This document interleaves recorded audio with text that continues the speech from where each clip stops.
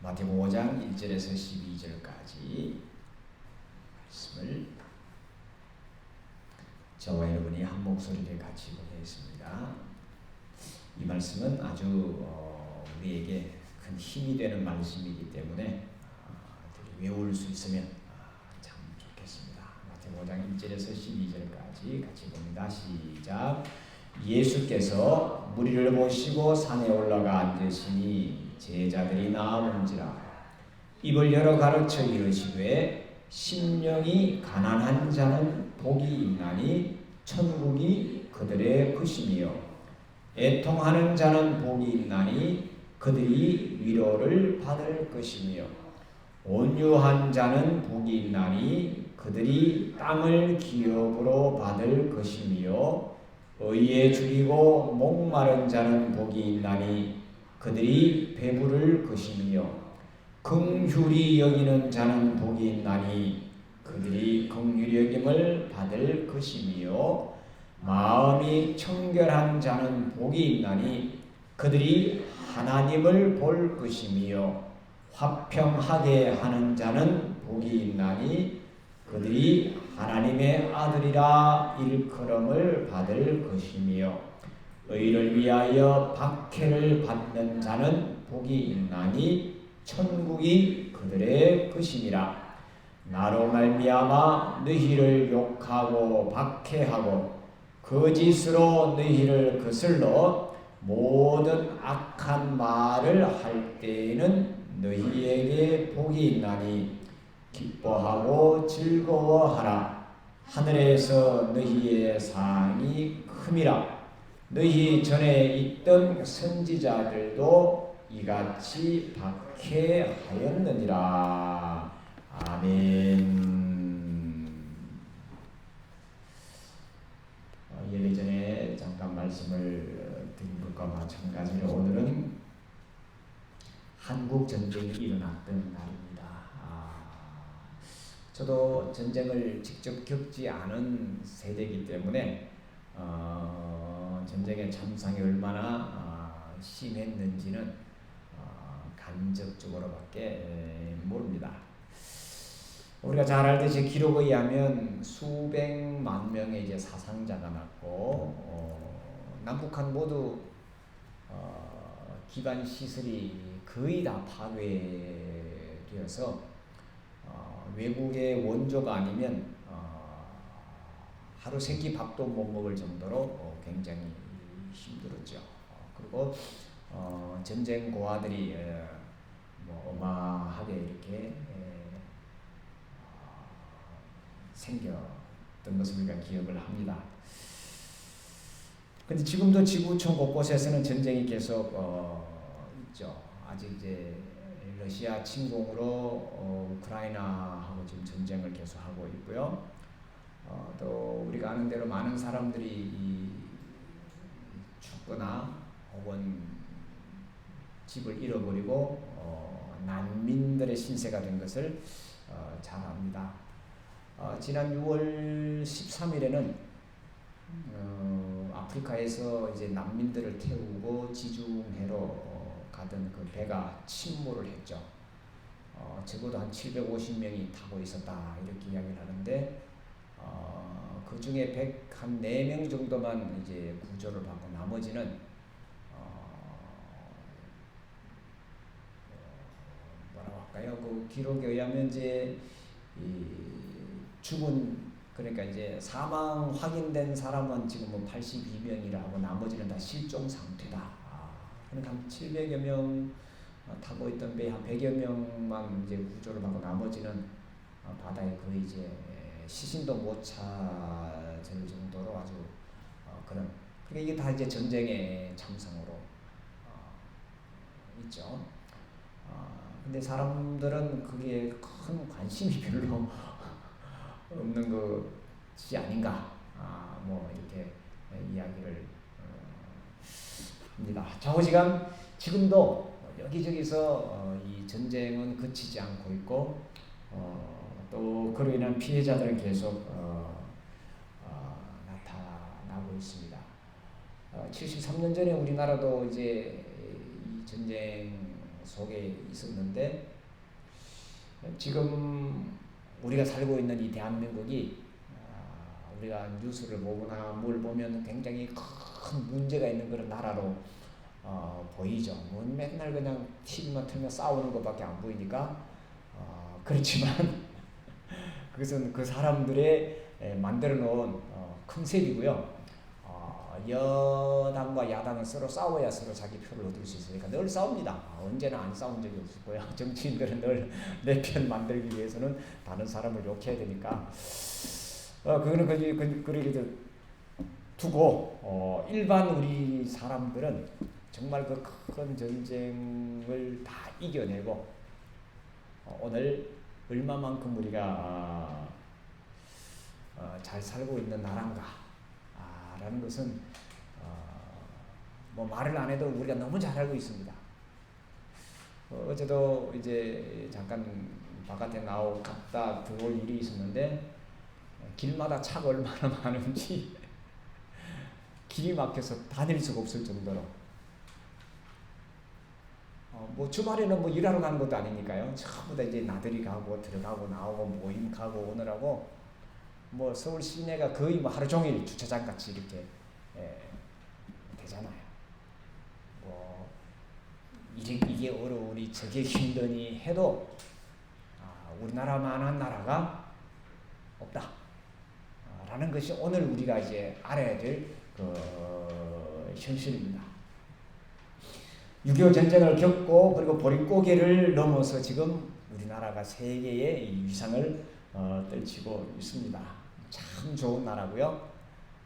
어디 내놔도 손색이 없습니다. 왜? 그걸 우리가 만들어 왔잖아요. 특히 그 6.25를 겪은 그 윗세대 어른들 얼마나 많은 고생과 또 힘듦과 배고픔과 그걸 다 겪고 지금 이렇게 나라를 만들어 왔습니다. 물론 문제가 없는 건 아닙니다. 어디나 문제가 있습니다. 그렇지만 이만만 하나님께서 허락해 주셨으니 이제는 우리가 하나님의 축복을 받은 자로서의 소임을 감당해야 되지 않을까 라고 생각을 합니다. 그래서 이 6.25를 우리가 잊어버리지 말고 물론 직접 겪고 직접 경험한 건 아니지만 이 전쟁의 참상이 어떠하다는 것은 뭐 조금만 우리가 기록을 듣다 보면 얼마든지 알 수 있습니다. 가장 힘든 것은 이 전쟁이 가장 힘든 것은 저 바깥에 있는 적이 우리를 쳐들어와서 우리를 힘들게 하는 것이 아니라 그로 인해서 우리 안에서 서로 싸운다는 겁니다.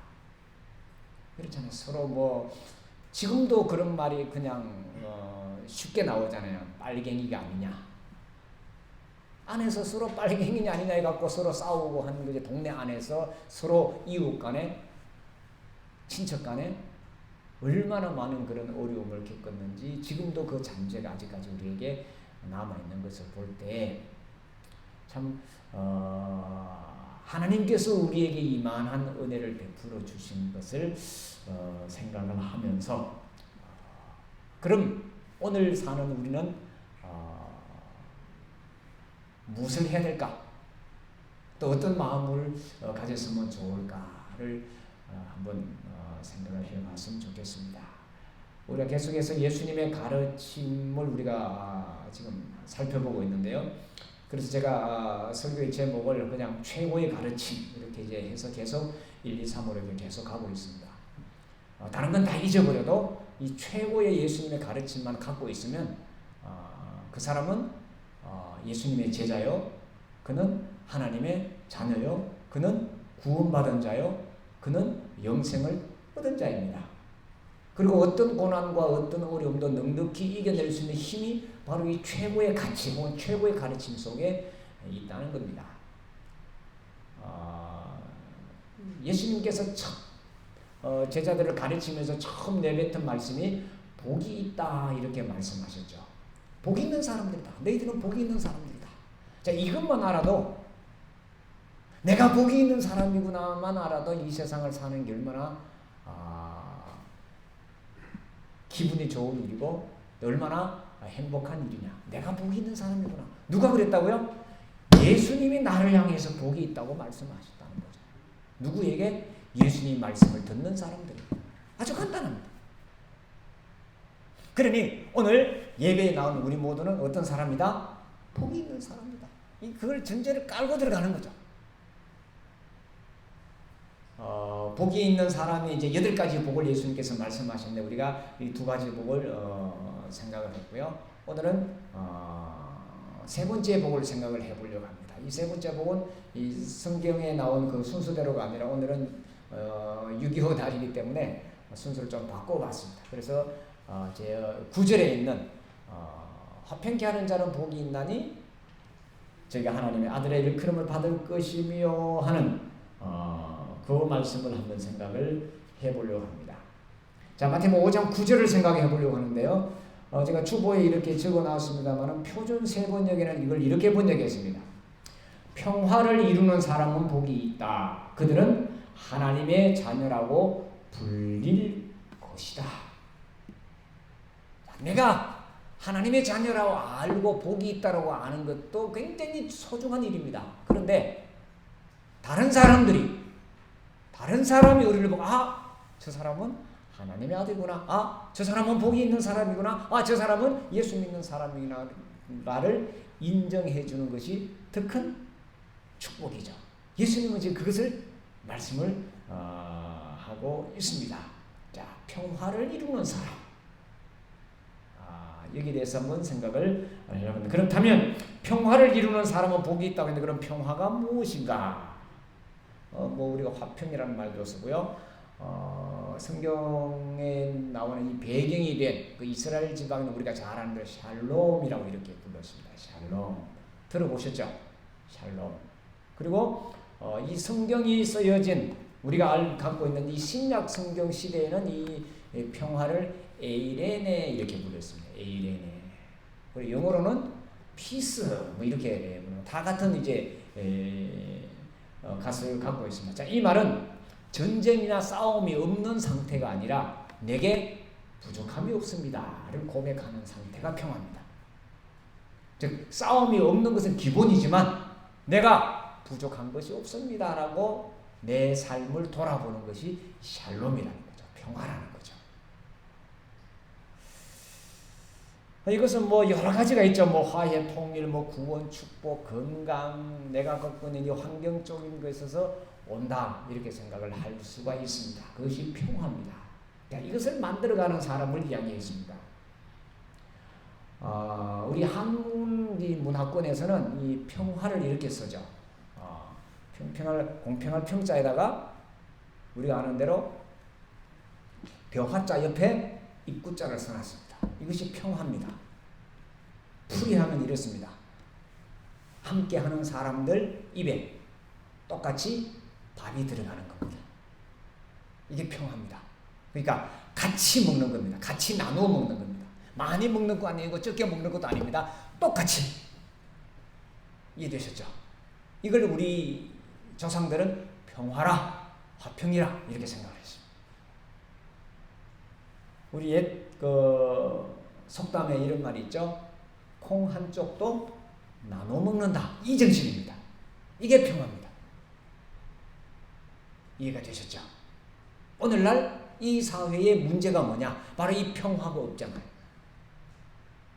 나눠 먹는 것이 없고 콩 한쪽도 나눠 먹는 콩 한쪽도 서로 뺏으려고 하는 여기에 넘쳐나면서도 자기가 다 못 먹으면서도 다 못 갖고 가면서도 어떻게 하든 자꾸 모으려고 하는 여기에 이 평화가 깨진 것이 아닌가. 이 땅에 전쟁이 왜 일어나는가? 먹을 것이 없어서 일어나는 건 아니죠. 더 뺏으려고 더 내가 많이 가지려고 하는 것 때문에 전쟁이 일어나는 거잖아요. 제가 누누이 여러분들에게 말씀을 드립니다만 지금 이 지구상에 지금 현재 과학 기술로 이 지구에서 생산되는 그 곡물의 양을 가지고 골고루 나눠 먹으면 적어도 100억 명 이상은 충분히 먹고도 남습니다. 지금 북한에 쌀값이 올라서 난리라고 그러죠. 굶어 죽는 사람들이 많이 있다라는 그런 이제 뉴스도 간간히 들립니다. 근데 우리 남한은 어떤가요? 가장 큰 화두가 특히 이제 조금 이제 몸이 있는 사람들은 늘 다이어트에 조금만 해도 그냥 체온이 올라가거든요. 그렇죠? 최고로 잘 팔리는 그 약이 이 다이어트 약입니다. 근데 성공을 하나요, 안 하나요? 약 1% 사람만 성공을 하고 나머지는 또 실패를 한대요. 좌우지간 골고루 나눠 먹으면 충분하다라는 거죠. 우리나라뿐만 아니라 이 세계적으로. 그런데 이 나누지 못해서 서로 전쟁이 일어난다는 겁니다. 자, 또 그럼 또 평화가 뭐냐? 예수님께서 활동하시는, 즉 예수님께서 평화를 만드는 사람이라고 했을 때 그 평화는 우리가 이 샬롬이라고 예수님께서 말씀을 하셨을 것 같지만 예수님은 이 샬롬이라는 단어를 쓰지 않고 슈라마라는 단어를 쓰십니다. 왜냐하면 예수님은 아람어를 쓰셨기 때문입니다. 히브리어를 쓰신 것이 아니라 아람어를 쓰셨습니다. 이건 이제 뭐냐면 이 지방 방언과 비슷한 그런 말인데요. 예수님께서는 이제 평화를 만드는 사람은 복이 있나니 이렇게 평화를 만든다. 샬롬 안녕하십니까 이런 인사를 할 때 이 슈라마라크라는 그런 인사를 했습니다. 자, 이 말은 당신이 참 행복했으면 좋겠습니다 이런 의미고요. 그것은 나로 인해서 당신이 행복했으면 좋겠습니다 이런 뜻입니다. 제가 이 단어를 쓸 때마다 늘 설명을 드리는 것이 우리가 만날 때마다 포옹을 하거나 혹은 악수를 하잖아요. 이때는 내가 뭘 들고 있으면 서로 안거나 악수를 할 수가 없죠. 손에 뭔가를 들고 있으면. 그렇죠? 자, 인사법이 그렇습니다. 우리가 이 중동지방 사람들이 인사를 하는 것을 이렇게 이제 화면에 이런 것을 볼 때 이렇게 나가죠. 이렇게 손을 벌리면서 나가서 이렇게 앉죠. 두 손을 다 보여주면 두 손을 보이고 앉습니다. 요겁니다. 평화가. 이해가 되셨나요? 나는 당신을 해칠 생각이 전혀 없습니다. 그리고 나와 친하게 그리고 이웃으로 지냅시다. 이렇게 손을 벌리고 평안해. 예수님께서 말씀하셨던 것이 바로 이겁니다. 자, 화평하게 하는 자, 즉 평화를 만드는 자는 복이 있다라고 예수님께서 말씀하신 이 단어가 성경에 유일하게 여기만 나옵니다. 이게 이제 예수님께서 말씀하시는 그런 이제 그 아람어 원어를 우리는 알 수가 없지만 이 성경을 기록한, 즉 우리가 이제 이 성경은 마태가 기록했다 그랬죠. 이 마태가 기록할 때 이 에이레노 포이오이라는 말로 이제 기록을 되어 있는데요. 이 영어로 이걸 번역하면서 피스 메이커라고 이렇게 번역을 했고요. 우리말로는 평화를 만드는 사람 이렇게 좀 길게 이렇게 번역했습니다. 딱 한 단어로 쫙 하기가 뭐해서 이렇게 아주 우리말로는 아주 길게 번역이 되어 있어요. 평화를 만드는 사람, 평화를 이루는 사람 이렇게 이제 번역이 되어 있습니다. 예수님께서 사용하신 이 단어는 그 배경이 이렇습니다. 사람들 간에 이제 다툼이 있을 때에 사람들 간에 분쟁이 있을 때 그 분쟁을 해결해 주던 사람을 이야기한 겁니다. 마을마다 고을마다 어떤 다툼이 있을 때 어떤 법정이나 이런 데 가기 이전에 동네 이제 어르신이나 혹은 이제 옛날 같으면 족장이나 이런 분들이 되겠죠. 그래서 성문에 있는 앉아 있는 그 사람 앞에 가서 서로 자기의 문제를 이렇게 이야기를 하는 거죠. 이 사람이 뭐 어떻게 도로 길을 가네 길을 막았다느니 뭐 이 집 개가 우리 집에 넘어와서 뭐 닭을 무르고 죽였다느니 뭐 이런 여러 가지 복잡한 것이 있을 거 아니에요. 그러면 자기들끼리 하면 서로 감정 싸움이 되니까 이 중간중재에서 이렇게 했으니 뭐 이렇게 하시오 뭐 하시오 뭐 이렇게 이제 조정해주는 그 사람을 이야기하는 겁니다. 이 사람이 복이 있는 사람이다. 누구라고요? 이들이 예수를 믿는 사람이다. 서로 간의 문제를 해결해 주는 그 사람. 그 사람이 우리고 그 사람을 다른 사람들이 볼 때 하나님의 아들로 불러줄 것이다. 이렇게 말씀을 했습니다. 자, 그럼 어떻게 이 평화를 만들어갈 수 있을까? 그죠? 어떻게 이 평화를 만드는 사람이 될까라는 겁니다. 평화가 깨지는 이유가 어디 있습니까? 왜 평화가 깨질까요?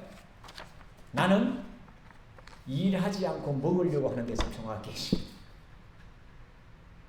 아주 단순합니다. 나는 노력하지 않고 뭘 하겠다고 하니까 어떻게 해요? 다른 사람 것을 빼앗아야 되잖아. 여기에 가장 큰 핵심적인 문제가 들어있습니다. 자, 평화를 만드는 사람은 이마에 땀을 흘리는 사람입니다. 이제 날씨가 점점 더워지는데 누구나 에어컨 틀어놓고 누구나 선풍기 틀어놓고 놀고 싶습니다. 쉬고 싶습니다. 그런데도 이 더운 여름에도 땀을 뻘뻘 흘리는 그 사람이 평화를 만드는 사람입니다.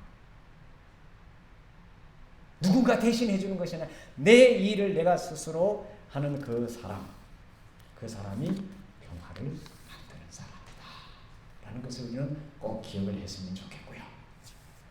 자, 두 번째, 내가 땀을 흘리는 사람은 다른 사람의 땀을 아주 소중히 여깁니다. 근데 그렇지 못한 사람이 가끔 있습니다. 나는 열심히 땀을 하는데 너는 왜 이렇게 안 하냐 하고 나만 최고라고 다른 사람을 업신여기는 그런 사람들도 가끔 있습니다만은 대부분의 사람은 내가 열심히 땀을 흘리고 일하는 사람은 다른 사람의 땀도 아주 소중히 여긴다는 겁니다. 그래서 양보하는 마음이 있고 배려하는 마음이 있고 저 사람이 저 일을 하는데 얼마나 애를 썼으며 얼마나 많은 노력을 했을까를 인정해주는 사람들입니다. 나는 옳고 너는 틀렸다라고 생각하는 곳에 전쟁이 있는 겁니다. 자, 두 번째 조건입니다. 평화를 만드는 사람은 서로 조화를 만들어가는 사람입니다. 이제 공자가 말한 그 논어에도 이런 이제 말이 있습니다. 소인배는 같이 있으면서 동료끼리 있으면서도 싸우고 대인배는 서로 다른 사람이 모여도 함께 화합을 한다. 나와 너가 다르더라도 하나를 만드는 사람이 소위 그 논어에는 군자라는 말을 썼죠. 군자고 똑같이 형제간에 있으면서도 다투는 사람은 소인이다. 이렇게 이야기를 했습니다. 같은 이야기입니다. 자, 마지막으로 한 가지 더 생각해 볼 것은 어떨 때 평화가 오느냐. 자, 내가 열심히 땀을 흘리고 열심히 일합니다. 그리고 서로 다름을 인정합니다. 자, 그 다음에 마지막 해야 될 것은 서로 나누는 겁니다. 아무리 열심히 일을 해도 수확이 없을 때가 있습니다. 이번에도 우박이 참 많이 중간중간 내렸죠. 지난주간만 해도 여기저기 우박 소식이 왔는데 열심히 했는데 우박이 한번 떨어지면 그의 농사는 그냥 끝나는 거예요. 과일 농사 그냥 끝나는 거죠. 이런 경우가 있다라는 거죠. 그러면 어떻게 해야 돼요? 내가 좀 많이 했으니까 우리 집 와서 나눠 먹자. 이거잖아요. 아무리 열심히 해도 몸이 아파서 일을 못하는 사람이 있을 수가 있어요. 그렇잖아요. 그 이야기예요. 자, 이럴 때 우리에게 평화가 온다.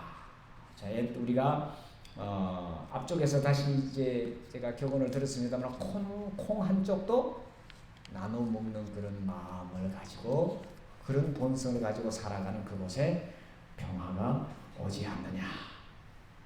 자, 이렇게 나눌 수 있다는 것은 뭐냐면 하나님께서 이 모든 것을 내게 주셨다는 것을 믿는 믿음의 사람입니다. 그때 나눌 수 있는 거예요.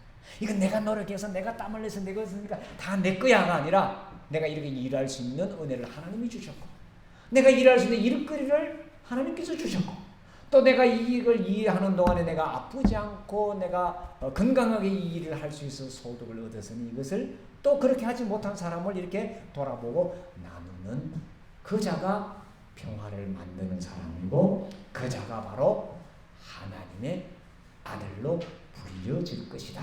이렇게 말씀을 했습니다. 말씀을 정리해 보십시다. 예수님께서 이렇게 말씀하셨습니다. 너희들에게 복이 있다. 자, 우리 모두는 복이 있는 사람. 왜? 예수님께서 그렇게 말씀해 주셨기 때문에 그것을 내가 아는 것이 첫 번째 복입니다. 자, 우리는 여기 머물지 말고 더 큰 복으로 나갔으면 좋겠습니다. 그거는 뭐냐면 다른 사람이 나를 향해서 저 사람은 하나님의 복을 받은 하나님의 자녀구나. 이것을 인정해주는 우리가 되었으면 좋겠습니다. 그들이 바로 평화를 만드는 사람이라 했습니다. 기도하겠습니다. 하나님, 평화를 만드는 사람이 복이 있나니 그를 향하여 하나님의 아들이라 사람들이 불러줄 것이라 했습니다. 하나님, 오늘 예배하는 우리 모두에게 이 놀라운 축복을 허락하여 주시옵소서. 하나님, 하나님의 자녀임을 우리가 믿고 깨닫고 영생을 얻었음을 기뻐하며 감사하며 여기까지 살아왔습니다. 하나님, 앞으로 우리가 살아가는 모든 남은 시간 속에도 이 감격과 이 기쁨으로 살게 하여 주시고 더 나아가서 평화를 위해서 평화를 만들어가는 사람으로 삶으로 하나님의 자녀다운 아름다운 영광을 다른 사람들로부터 존경받는 저들의 삶으로 더 큰 축복으로 이어지게 하여 주옵소서. 예수님의 이름으로 기도하옵나이다. 아멘.